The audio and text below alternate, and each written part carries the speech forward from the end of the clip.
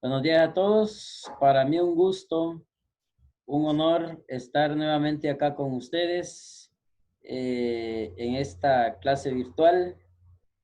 Siempre recordándole algunas cosas muy importantes, como por ejemplo enviar su chat y conectarnos la segunda vez para resolver dudas y asistencia, ¿verdad?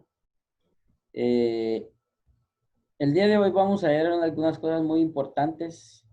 Vamos a ver la importancia que tiene el planeamiento o la planificación educativa.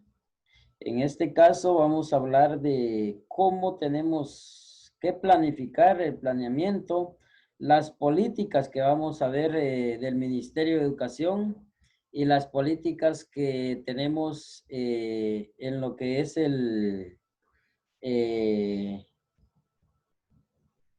del SAGMA, ¿verdad? Entonces, vamos a trabajar eso que es muy importante para nosotros. En el caso de ustedes, ¿verdad? Que están estudiando su licenciatura en Pedagogía y Administración Educativa. Vamos a ver también el planeamiento y la administración pública. Fíjense que yo estaba, ahorita van a activar toda su cámara, por favor, y la van a mantener activada porque vamos a tener una charla amena con todos ustedes. Por favor, todos activen su cámara. Buenos días, Olguita. ¿Cómo está usted?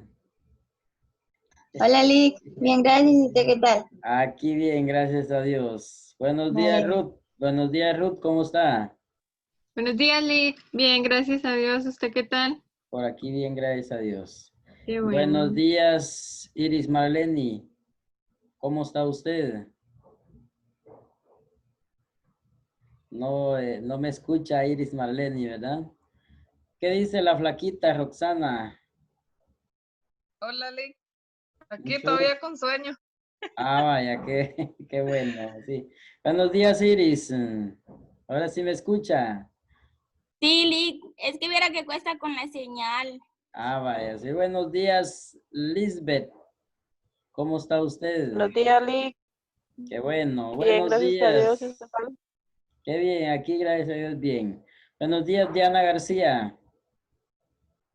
Buen día, Lick. Buenos días, Rubén. ¿Cómo está usted? Buenos días, licenciado. Aquí todo bien, gracias a Dios. Ah, vaya, qué bueno, gracias a Dios. Buenos días, Anderson.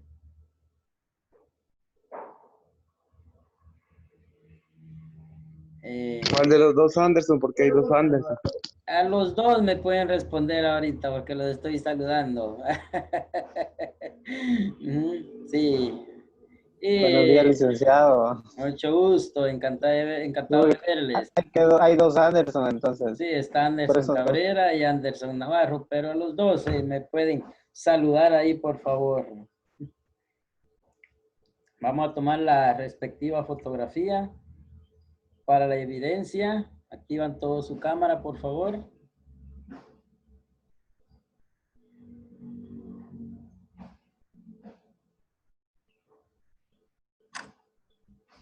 Muy bien. Entonces, compañeros, estaba ahí leyendo, ¿verdad?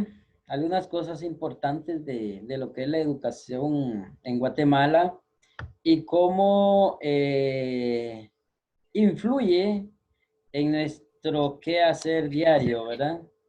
Estaba viendo que Guatemala tiene que cambiar porque va a cambiar hasta que se cambien algunos modelos acá en Guatemala, como por ejemplo la administración pública. Y de eso, pero nos habla solo de la administración pública, no nos habla del planeamiento, pero ¿por qué vamos a hablar nosotros del planeamiento? Porque nosotros somos educadores, vamos a ser administradores educativos Y ahí como administradores educativos, sí, es importante saber del planeamiento educativo. Y fíjense que yo estoy trabajando con un método que se llama inductivo. Estoy yendo de lo más fácil a lo más difícil. No empecé, si ustedes se dieron cuenta, empecé trabajando la historia de lo que es la sociedad, la cultura, ¿verdad? Luego vimos las diferentes planificaciones que contiene el CNB de Guatemala. Y todo esto lo hemos venido viendo, ¿verdad? Pero poco a poco vamos aumentando. El día de hoy vamos a hablar referente a las políticas del Ministerio de Educación. Después de las políticas del Ministerio de Educación, vamos a hablar de lo que es el planeamiento educativo. El planeamiento de lo que es la administración pública. Entonces, compañeros, tenemos el método que estamos trabajando, es el método inductivo. Es el método inductivo, ¿verdad? Porque vamos de lo fácil vamos de lo específico a lo general. De lo fácil a lo difícil. Este método es el que estoy utilizando. Por eso estamos trabajando con algunas cosas al principio, ¿verdad? Porque nosotros tenemos que planificar nuestra clase. Y de esa manera estoy utilizando este método, compañeros. Por eso vamos a hablar de planeamiento educativo. No es lo mismo planeamiento educativo a planificación educativa. La planificación está en el planeamiento, pero el planeamiento es planear cómo vamos a trabajar nosotros en la educación. En este caso, en la educación pública y privada de Guatemala, porque va de la mano. Pero yo les hablaba de algo muy importante, de algo que todos nosotros estamos relacionados con lo que es estos temas. Si nos damos cuenta, nosotros aquí estamos hablando de lo que es administración pública. Guatemala, ¿verdad? Guatemala necesita 4 cosas para cambiar, ¿verdad? Administración pública, ¿verdad? Lo otro que necesita Guatemala, que tenemos que transformar, es transformar la ley del Tribunal Supremo Electoral, ¿verdad? Tenemos que transformar también lo que es la ley de partidos políticos y del Congreso. Y tenemos que transformar lo que son una reforma a lo que es las leyes de Guatemala, como por ejemplo la ley de lo que es la Corte Suprema de Justicia, la Corte de Constitucionalidad, porque ahí está lisiado todo. Todo está lisiado y está conectado. Porque si ustedes se dan cuenta, en administración pública, ¿qué es lo que hacen nuestros señores alcaldes? Nuestros señores alcaldes llegan a servirse del pueblo, no llegan a servir al pueblo. ¿Es cierto o no es cierto? Porque los señores alcaldes lo que hacen es llegar a robar. Los diputados, ¿qué es lo que hacen? Llegar a robar, llegar a llenar sus bolsas. ¿Qué hacen los presidentes? Llegar a robar. Desgraciadamente, en nuestro país, en los últimos gobiernos han dejado mal a Guatemala. Yo estaba viendo el programa de reformas, Reformando Guatemala. Creo que así se llama el programa de Dionisio Gutiérrez. Y ahí hablaba Dionisio Gutiérrez de los últimos 4 presidentes. Pero miren bien, no hablaba de 2. Solo hablaba de Alfonso Portillo, hablaba de Álvaro Colón, allá hablaba de Otto Pérez y hablaba de lo que es de Jimmy Cabrera, Jimmy Morales, ¿verdad? Entonces, pero no hablaba de otros 2. No habló de lo que es de Álvaro Arzú, ni de lo que es de Berché, de Oscar Berché. ¿Por qué no hablo de ellos? Porque son de los mismos. Yo ya he platicado con ustedes de esto y son verdades a grandes voces, pero que no se han dicho, no se dicen. ¿Por qué? Por temor. Pero acá estamos en la Universidad de San Carlos de Guatemala y la Universidad de San Carlos de Guatemala, los que estuvieron ahorita en lo que es el aniversario, me gustó mucho el discurso que dio el licenciado el licenciado Polo Cifontes, porque él habló de la autonomía de la Universidad de San Carlos. Y nosotros somos autónomos. Y como autónomos somos sociales demócratas, porque la Universidad de San Carlos se rige ella sola. Pero aparte de eso, de que somos sociales demócratas, nosotros tenemos una descendencia indígena. Tenemos una descendencia indígena. Y vean bien, que se sienta orgulloso aquella persona que no tiene un apellido impuesto por los españoles. En mi caso, yo estuve investigando mis raíces. No sé si ustedes ya lo hicieron y yo los invito a que lo hagan como futuros licenciados. ¿De dónde vienen ustedes? Y oigan bien, el triunfo de todo profesional depende no olvidar sus raíces y saber de dónde viene. Fíjense que mi descendencia es Xinca. Mi descendencia es Xinca, porque su servidor, mi abuela, mis 4 abuelos nacieron en Jumaitepeque, Nueva Santa Rosa.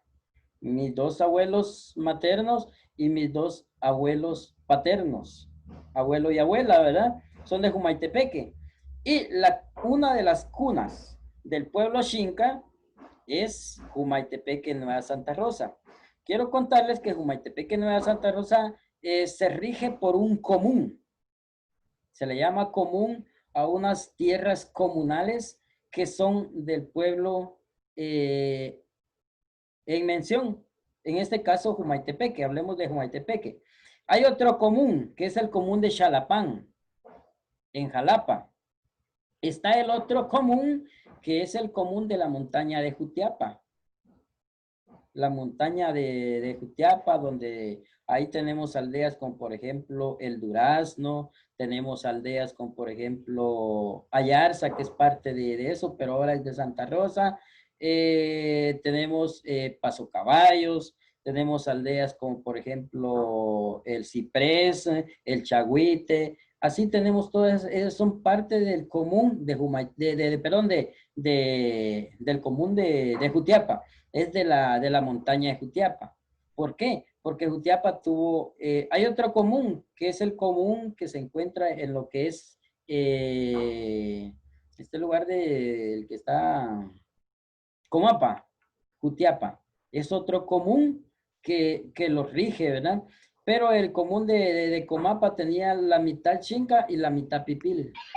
Entonces, ahí estamos hablando de los comunes, pero vamos a hablar del común de Jumaitepeque, Nueva Santa Rosa. El común de Jumaitepeque, Nueva Santa Rosa es extenso porque agarra todo lo que es Nueva Santa Rosa de Lima, parte de Barberena, pasa ahí por lo que es el Ojo de Agua, los que conocen, ¿verdad? Por ahí, Ojo de Agua, baja lo que es colinda con lo que es la aldea de San Juan de Arana, Cuilapa, Santa Rosa, la aldea de la Laguna Seca, Baja, llega a colinda con lo que es aldea El Cielito, llega a colinda con lo que es aldea Rodeo El Molino y colinda con lo que es el municipio de Oratorio y lo que es el municipio de San José Acatempa. Se viene redondeando, agarra parte de lo que es Casillas y parte de lo que es Fraijanes. Allí ya les redondea a ustedes dónde está establecido los linderos del común de Jumaitepeque, Nueva Santa Rosa, porque es parte nuestro, es de Santa Rosa, ¿verdad? Pero vean bien, nosotros tenemos que saber dónde están nuestras raíces. Mis raíces son xincas. Yo los invito a que ustedes investiguen sus raíces. ¿A qué voy con esto? De que el pueblo, a nosotros los indígenas, y yo les digo, siéntase orgulloso aquella persona que tiene apellido, no nombre, ¿verdad? Porque el nombre ya viene porque ya salió un nombre en los Estados Unidos. Nosotros somos con lenguaje coloquial, ¿verdad? Copiones, o sea, somos imitadores y le ponemos el nombre de Christopher, Michael, etcétera, ¿verdad? Nombres así, pero es porque oímos y se oyen bonitos. Pero qué bonito es decir, por ejemplo, Rubén, ¿verdad? Qué bonito decir el nombre, vamos a ver aquí, Olga, ¿verdad? Son Gregorio, nombres de Guatemala, Gustavo, Adolfo, también nombres de Guatemala, no sé, y que vienen de la antigüedad. Son nombres que nosotros tenemos como costumbre que nos dejaron los españoles, pero no nos los impusieron, no que a nosotros nos gustaron. Por ejemplo, en el pueblo Xinca, desaparecieron los apellidos y desaparecieron los nombres. ¿Quiénes desaparecieron los nombres y los apellidos de nosotros como xincas? Fueron los españoles. En mi caso, mis raíces son Jumaitepeque, Nueva Santa Rosa. Xincas, raíces xincas. Pero mis apellidos son españoles. Sánchez, español. Y González, español. Nos los impusieron. Y así nos han impuesto muchas cosas, como por ejemplo, yo he investigado y voy a publicar esto. Yo voy a publicar ahorita este año, quiero publicar dos cosas, ¿verdad? Dos artículos. Por ejemplo, ¿dónde quedaron los apellidos y nombres xincas? Ya tengo la investigación. Y lo otro, lo otro que he estado investigando, ¿verdad? Es sobre la independencia de Guatemala. ¿Creen ustedes que el 15 de septiembre de 1821 nos independizamos como pueblo de Guatemala? No nos independizamos. ¿Quiénes se independizaron? Los criollos, los hijos de españoles. Ellos. Decía alguien, ¿verdad? Veía ahí un reportaje, una entrevista que le hicieron, ¿verdad? Donde se dio una plática, donde estuvo él exponiendo. Él decía que la independencia de Guatemala solo cambió de dueño, la finca. Entonces, al cambiar de dueño la finca, siguieron siendo los poderosos. Y ahí voy, ¿Quiénes son los terratenientes de Guatemala? 7 familias. 7 familias. Les voy a mencionar algunas de ellas, así rápido, ¿verdad? Castillo, de la cervecería centroamericana, ¿verdad? Bernal Díaz del Castillo, un conquistador. Berché Arzú Bosch, que tienen acaparado. Novela, Gutiérrez, ¿verdad? Y ahí vamos que por qué solo mencionaron 4 presidentes, porque solo mencionaron Alfonso Portillo, porque solo se menciona Álvaro Colón, porque solo se menciona Otto Pérez Molina y porque solo se menciona Jimmy Cabrera. ¿Por qué no mencionaron a Álvaro Arzú y por qué no mencionaron a lo que es Oscar Bechet? Porque son de la élite, son del CACIF, son de la clase oligarca de Guatemala que nos han venido explotando. Entonces, compañeros, ahí voy, que Guatemala tiene que transformarse y al cambiar las 4 cosas de las que les estaba hablando, las leyes del Tribunal Supremo Electoral, las leyes de la Corte, hacer una reforma a las leyes del Congreso, porque en el Congreso llegan analfabetos, no llega una persona preparada, por lo menos al Congreso tendrían que llegar solo magíster en todas las ramas, ya sea en educación, en leyes, en lo que es administración. Ahí tendrían que llegar ellos, magíster, al Congreso. Pero llegan personas analfabetas, que solo llegan a poner su voto, les ponen algo, ¿verdad?, para que ellos den su voto, y ahí se da lo que es el voto para el daño de nuestro pueblo. Entonces, compañeros, las reformas, y por eso les dije que íbamos a tener una plática amena, porque las reformas que de las que vamos a hablar de las políticas y vamos a ver de lo que es el planeamiento educativo y el planeamiento de administración pública. Cuando hablo de administración pública y privada, y hasta que cambie todo eso, va a cambiar la educación en Guatemala. Y como estábamos hablando nosotros, ¿verdad?, de la educación de Guatemala, que Guatemala tiene que transformar sus contenidos. Y estoy haciendo otra investigación referente cómo se trabaja el CNB en el Japón, porque nuestro CNB, a comparación del CNB del Japón, está obsoleto. Entonces tenemos que transformarlo, compañeros. Tenemos que cambiar. Y aquí vamos a lo que es que la educación va a cambiar hasta que cambien esas 4 cosas en Guatemala. Que no se siga explotando al pueblo con esas otras, con esas 4 fallas que hay en lo que es el pueblo de Guatemala. Reformas al pueblo de Guatemala. Eso es lo que quiere Guatemala para que cambie. Y ya está la reforma educativa, pero la reforma educativa nos tiene lo que es, vean bien, la reforma educativa nos tiene un CNB obsoleto a comparación del Japón.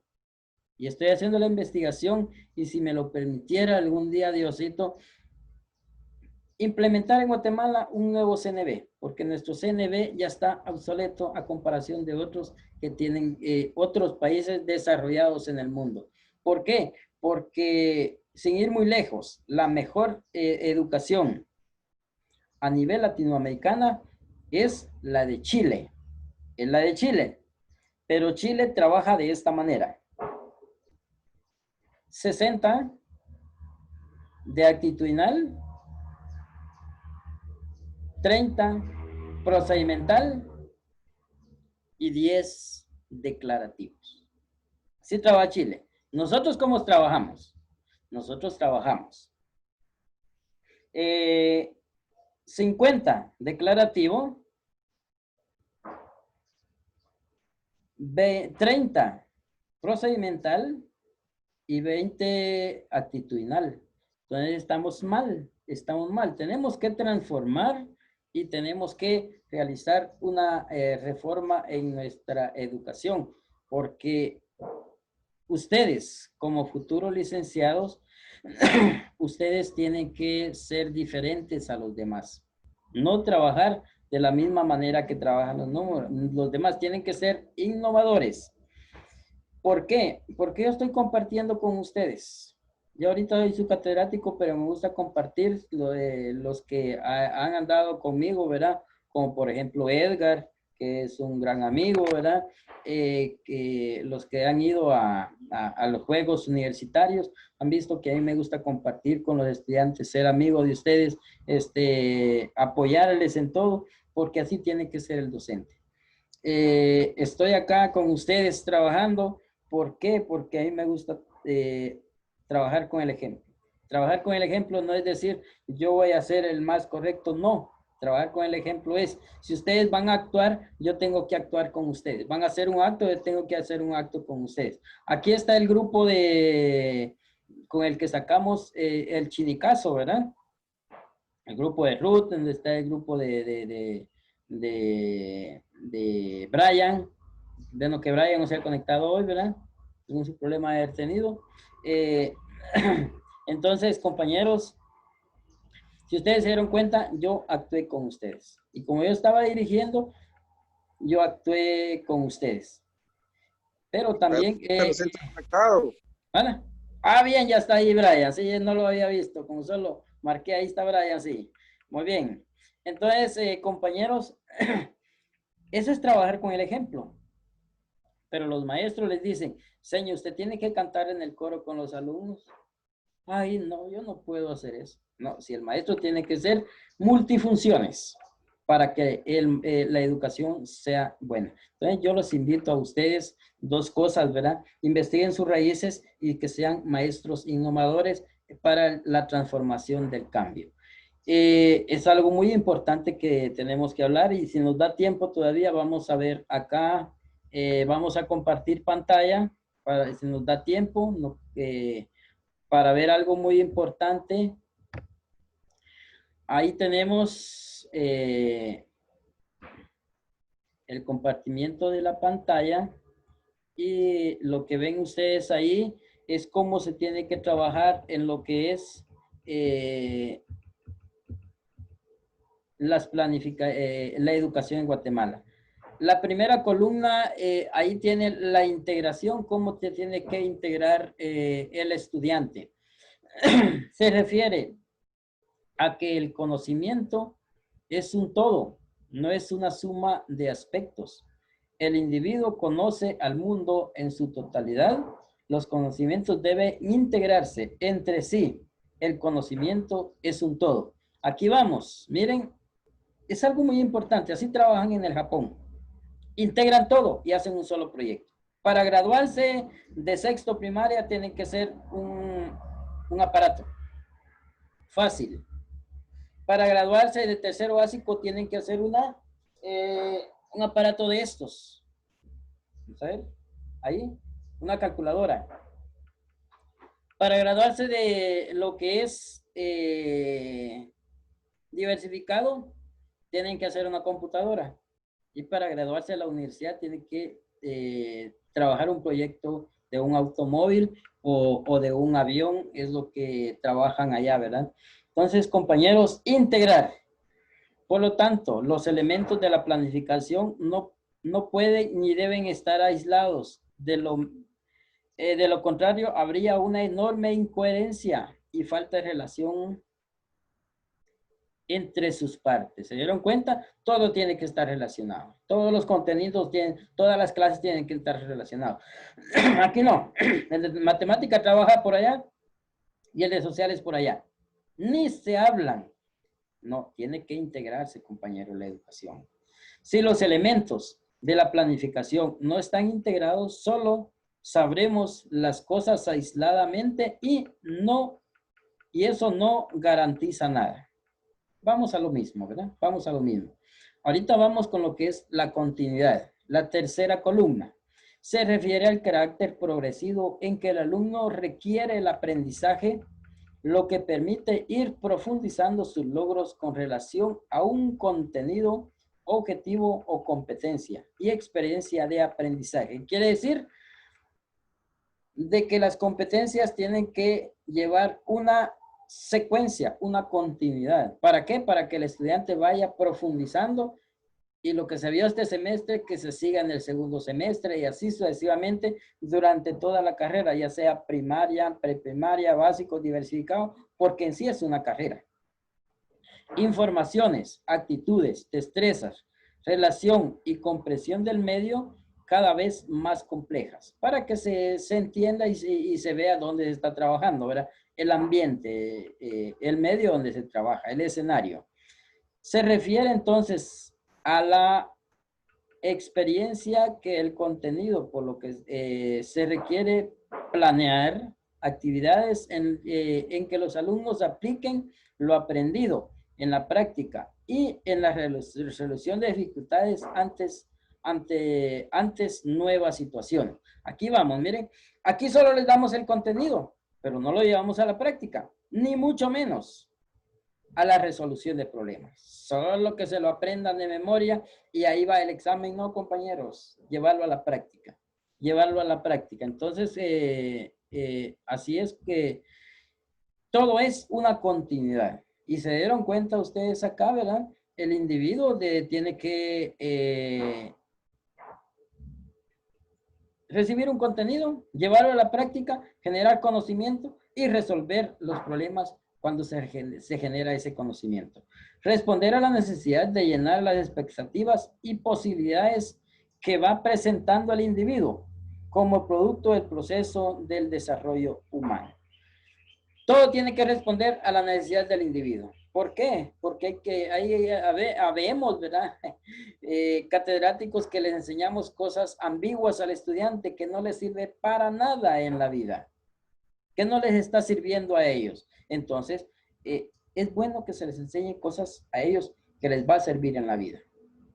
Hacer un mercadito, ¿verdad? Es muy importante para aplicar todas las clases, para aplicar lo que es, por eso es muy importante lo actitudinal, porque lo actitudinal ayuda a lo procedimental y está enfocado a la resolución de lo que es el declarativo también. Permite visualizar la organización del conocimiento como si fuera una espiral en la que se van fortaleciendo y ampliando cada vez más los contenidos, objetivos, competencias. Aquí vamos a que el CNB tiene que ser integrado. Y en lo último, no es igual a repetición mecánica que trabajar con lo que es lo actitudinal. ¿Ya vieron? Repetición mecánica era lo de antes, que todo nos lo repetíamos, como decía el catedrático y como decía en el libro. Entonces se va desarrollando de una manera de que ellos solo repiten, pero no tienen nada para desarrollarlo ante una sociedad. Y tenemos la secuencia vertical, consiste en respetar, planear la relación y